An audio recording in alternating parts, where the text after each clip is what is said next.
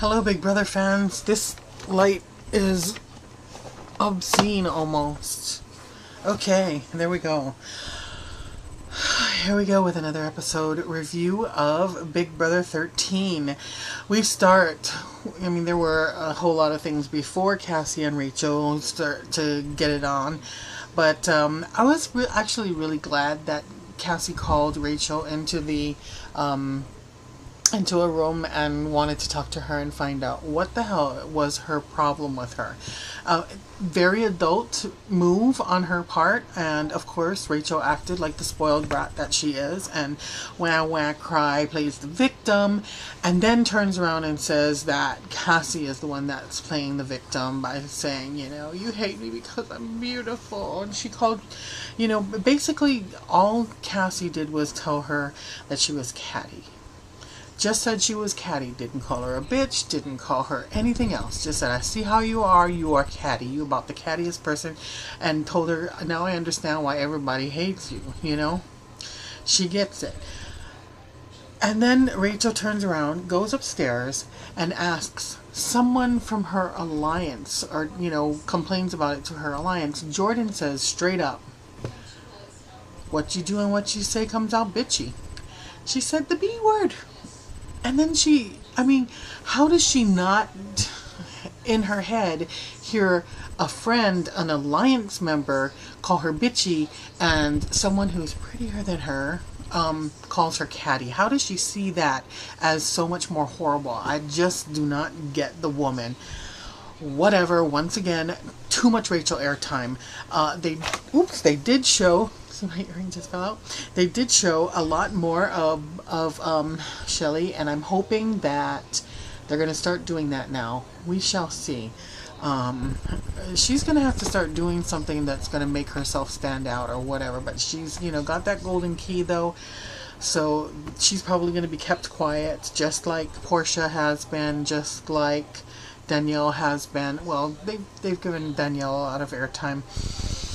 Anyway, I have here a note to ask you, what the hell with Super Julie Chenbot and her super cape dress? Seriously, I've said this from the beginning of time, that she seriously needs to reassess her wardrobe person and fire them, because it just ain't right. It just ain't right. That cape thing, it totally distracted me every single time she was on air. Distracted me like nobody's business. The unanimous votes for Cassie really kind of caught me by surprise. Really? The 9-0, not even a pity vote thrown to her by her past renegade folk. Come on. Give the girl a little bit. Give her just a tiny bit. You know what I'm saying? That wasn't right either. So Shelly is now the third golden key. There's only one more key open. That will be the person who, the couple that's thrown up for nominations if they don't win the veto and pull themselves off. So that last spot will be be filled in, and then that's when they're gonna make that twist, and that Super Julie Chenbot talked about, and I think that twist is basically just gonna be breaking up the teams and making it a one-on-one. And I think that there's gonna be even a bigger twist in there. It not just, now you guys are playing on your own and you're not being thrown up as partners. I think there's going to be some other kind of twist where it's not going to benefit the existing teams that are in there together. Do you know what I'm saying? It's just a gut feeling deep in my bones that I feel. Super Julie Chenbot got a little testy when she had to tell Cassie that it was time for her to get out of there. I was almost afraid she was going to fly up in there with her cape and snatch her out, I thought it was very interesting that she did ask her, do you think they voted you out because you're pretty? And Cassie wouldn't even admit it. Nobody who's pretty is going to say, yeah, they totally voted me out because I'm pretty, except maybe Rachel, who in my estimation, just me, myself, and I don't think that she's physically a very pretty person, but whatever. To each his own. Everybody has their own idea of what pretty is and what pretty ain't. I personally think that Jordan is probably the prettiest girl in there, because I think it's because, you know, her insides just make her so pretty. You know what I'm saying? The HOH contest was interesting because of the answers. Most of them were answers that I pretty much gave. I thought actually Shelley would have been the one to take, you know, somebody out of a burning building, just because, you know, she's super mom. I wouldn't have chosen Jeff for mouth to mouth. You know what? I actually misread that. I thought it would. I had a feeling